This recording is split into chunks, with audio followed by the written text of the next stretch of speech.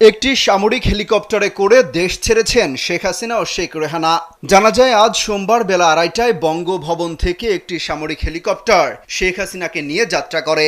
এ সময় তার সঙ্গে তার ছোট বোন শেখ রেহানা ছিলেন। সংশ্লিষ্ট সূত্র জানায় তারা হেলিকপ্টারে ভারতের পশ্চিমবঙ্গের উদ্দেশ্যে রওনা দেন। এদিকে বার্তা সংস্থা এএফপি জানিয়েছে শেখ হাসিনা ও তার ছোট বোন শেখ রেহানা নিরাপদ স্থানে চলে গেছেন। শেখ হাসিনা যাওয়ার আগে একটি ভাষণ রেকর্ড করে যেতে চেয়েছিলেন, কিন্তু তিনি সেই সুযোগ পাননি। এদিকে গণভবনে ঢুকে পড়েছে ছাত্র জনতা। গণমাধ্যমের লাইভ ফুটেজে দেখা যায় বিভিন্ন জিনিসপত্র ভাঙচুর চালাচ্ছেন তারা, নিয়ে যাচ্ছেন হাতে করে। খামেরা তো দাগ হয় কিভাবে? এই যে ভাবি, দাগও যাবে রাগও যাবে। নিন চাকা সুপার হোয়াইট।